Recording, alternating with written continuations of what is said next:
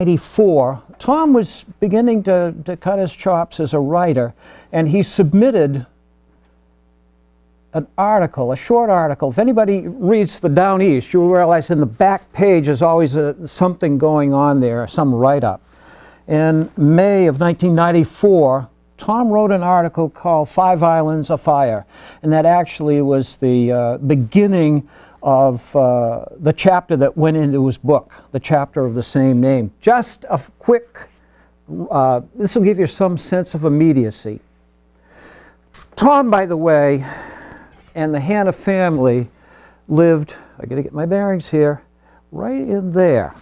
So they're in the same place. They can see that fire coming. Here's what Tom wrote.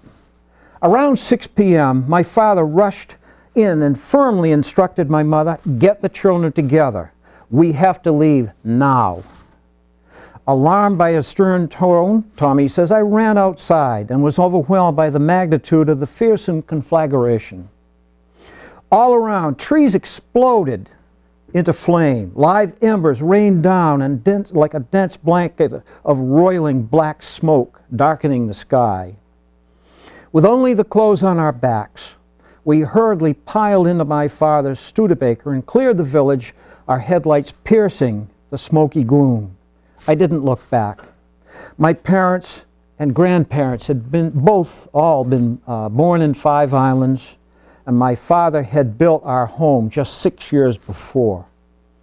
I'm afraid the house won't make it, he said quietly. Tight-lipped, my mother just stared straight ahead. The town hall was a few miles down the road. This is one I mentioned earlier with the firefighting equipment in it, and had been opened as a shelter.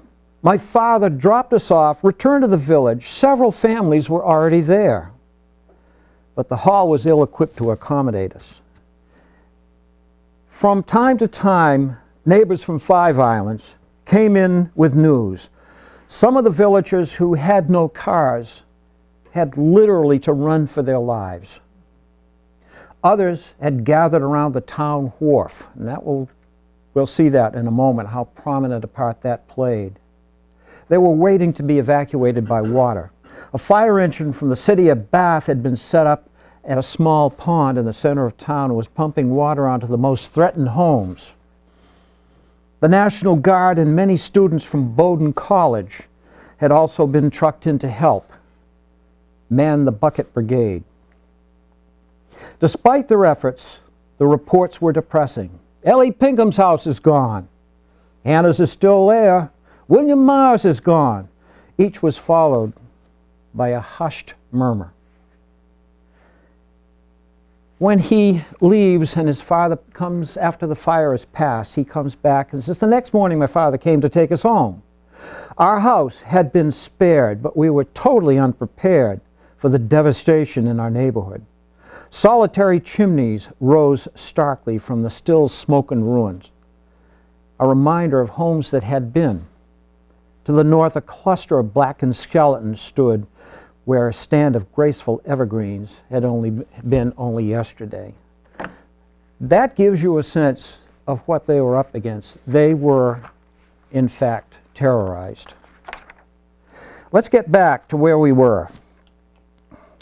This is where the fire did its most damage. I mentioned those houses already, and I mentioned the small cottage, and I mentioned the large one. This is Merwick, by the way, the Hortons from Philadelphia. They were traveling outside the country when the fire hit.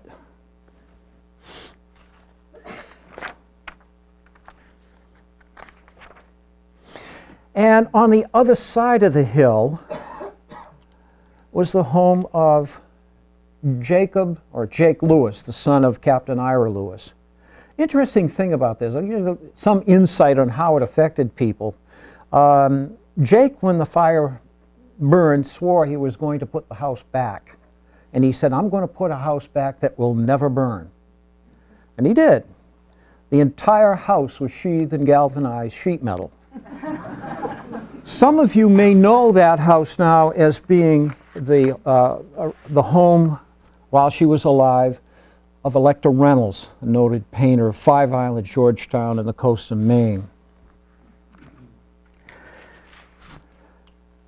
Whoop, there we go. All right, so we're back to this hill, and I want you to keep that shore in mind, and keep the houses there in mind. And also, there's one way out on the point here. Notice how close it is to the wharf. Maybe 300 yards. Have any of you had some seafood at the wharf in Five Islands? As you stand and look out at Hendrick's Head, to your left, there's a beautiful home. And its predecessor was just a cottage right there. And this is a 1984 view after some of the homes had been rebuilt. Again, this is that shore I mentioned. This is where the fire did its damage. Here the people were out on the float. Needless to say, this is a contemporary picture of the wharf. But the people were out on the wharf, and very close by, there's that house I mentioned, they could see the fire burning behind it. They knew that they had to be rescued soon, or they were in terrible danger. There's the fire. Now, it's me doing a little Photoshop on it, but that's where the fire burned. Happily, if there's any good news here, the Rockmere cottage, the Warrells place, was not burned. But the fire is now bearing down on this cottage right here. And the people on the wharf are terrorized. Suddenly, out of the south came a sharp breeze and knocked the fire back on itself, and it burned out. On Friday, June 1st, largely most of Five Islands was getting back to normal. And now the stories abound. Anybody who's been around Georgetown and Five Islands know that one of the ways people get by is to tell stories. And this was no exception. There was a story when they were trying to empty the houses of their furniture, they put them on trucks and tried to get them out of the area. Well, unfortunately, one of the trucks hit a rut and went into the ditch. And out of the back came an upright piano, out onto the road. Fortunately, the piano remained upright. And during the night, the people in the area could hear the firefighters as they'd stop by the piano and play a tune or two. One of my favorite stories was of Mr. Norton, who ran a fuel company up in Bath. I think it was called Acme. And he had a cottage in Five Islands and had heard that the area was burning. So being a sharp guy, he had a few of his crew, went out, took one of the delivery trucks, the tank trucks, with Acme emblazoned on the side of it, Acme fuel, and pumped it out of all its fuel, replaced it with water. Then he raced down to Georgetown, into Five Islands. He and his crew took the hose out from the truck that usually is used for delivering fuel and started wetting down their house. Well, native came by at that point, looked at what was going on, shook his head, walked down the road until he met another neighbor, and he said, "There's some nuts up there. They're trying to douse their house with gasoline." So at this point, Five Islands is recovering. But the fire doesn't stop here. With the wind out of the south, it boils up and heads back up the north end. It goes along the bank, up the Narrows and along the Little Sheepscot, and a low point escapes the flames. But Soldier Point, the furthest point there, the fire is very active there. And in fact, some of the embers went over in McMahon Island. I think there were 5 attempts to get over there and get rid of any fire that had started. And again, it was just people that would go in, put the fire out, and leave. And then somebody else would see something else happen, they'd stop by, they'd put out the fire and leave. So it was in constant danger, but the island did not burn.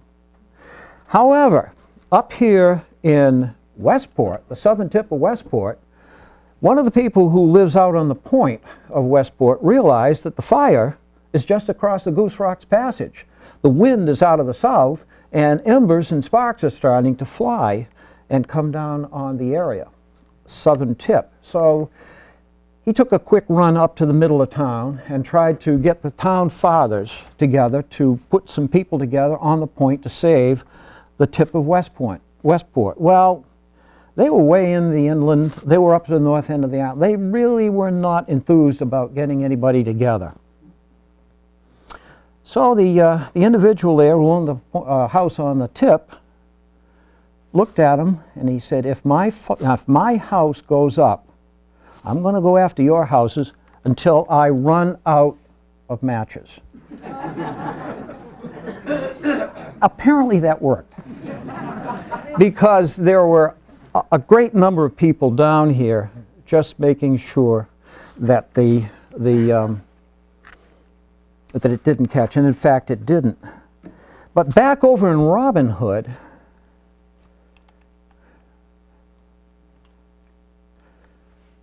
Marguerite Zorak, the wife of William Zorak, a painter in her own right, a well-known painter in her right, and also the mother of Dalof Ipcar. She's out there taking a look, and brush in hand, easel and all, she paints the fire. It's a bit, well, let's see, the artistic license is there, as you can tell. But it was in the same time frame, and we know of no other event that would have caused that amount of smoke, and that's from Robin Hood looking east, and that's the fire as she saw it. So we've seen the fire, where it burned, and what happened afterwards. Well, in the aftermath, this is on top of the hill. These are some of the cottages you could not see until, on the previous slides, until the fire had burned them out. And right here, I don't know if you remember it or not, but I mentioned Captain Ira Lewis's house. Captain Ira Lewis had a beautiful home, as I think you might remember on that previous slide. And he sold the house to, of all people, Imogen Guiney. Imogen Guiney, you might remember, was the poet who lived down near Harmon's Harbor and sold her property to F. Hollanday, and that's where the chalet, F. Hollanday's chalet. But she sold, and I didn't realize it until within the last couple of weeks, that she actually owned a house. She sold it to Charles Moore from Belmont. And you can see it right here. And this is not a very good picture next, but that's the house. Terrible devastation. Mr. Moore came rushing up from Belmont. He got to the fire scene. He said, well, that's it. Got in his car and decided he'd go help people. And as he rode around, he ran into a little child who was lost. Guess who it was? Dennis Moore. Yep. And then he found out where he lived and took him back to Henry and Lavisa, and I know they were grateful for the part he played. So that's how things worked.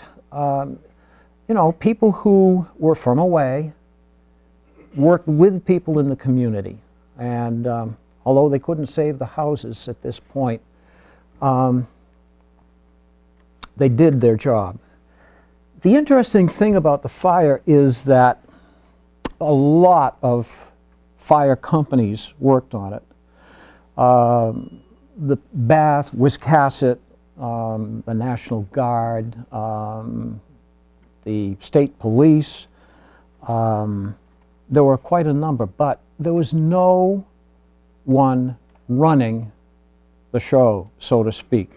Had there been somebody who could understand what was happening and relate to it, the thought was that they could have had a patrol up on top of that hill, but no one thought of it. Because again, the CCC was working by itself, the National Guard, they would just run to where there was a fire. And at that point, when they got to the fire, in this case, it was too late.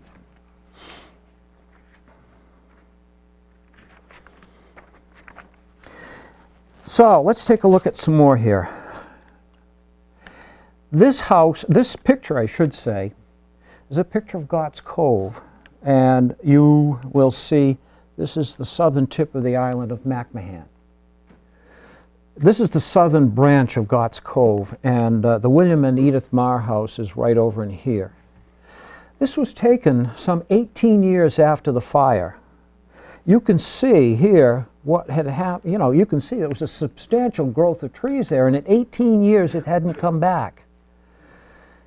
Yeah, it was a hard time, but I'm telling you, for about 20 years after the fire, there was some of the best blueberrying you could imagine.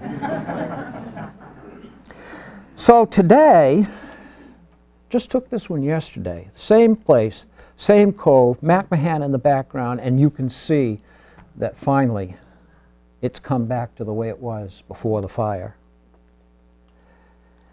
So, there we are. We're back to that burned out cellar hole. And you might have heard Edith mention that the Red Cross was involved in helping, and it sure was. They provided the funds so that some of the houses, specifically this one and Ellie Pinkham's, could be built. And here is the house under construction in August of 1934. My Uncle William wanted that house up fast, and much to the chagrin of his older brother, he put the house right back on the stone foundation where the original was, and you can see it there. So that house on the side of the Lewis Road, I can now reveal that this is how I'm really attached to this story. This is the same house, and it's the house where my wife and Carol and I now live. So that's the story of the fire. If there are any questions at this point, any comments, I know there's some controversy in there. I need to mention one thing. You know what the most helpful thing was to knock that fire down? The telephone. Telephones were not that common on the island. And had it not been the ability, I think there were some 400 calls that came out of the island. They would say, call up and say, well, such and such a place is burning, and somebody would go after that. Had it not been for the telephone, the devastation would have been much greater. It was 16 in all, and over the bulk of them, at least 12 were on top of that hill. One thing I should mention is every time you hear a fire story, they're always talking about what the damage, how much does it cost? And at that time in 1934, the estimates were staggering $75,000 to $100,000. But if you extrapolate into today, you know it was a fairly devastating fire. As I mentioned early on, all they had was pickaxes, Indian pumps, a few shovels. Was not, probably within a week of the end of the fire, Fred Carr, a native in Five Islands, got some people together in the store, when there was one, down near the wharf, and they got together and say, we can't let this happen again. And that was when they formed the Five Islands Firefighters, which is now better known as the Georgetown Fire Department. Thanks for your time.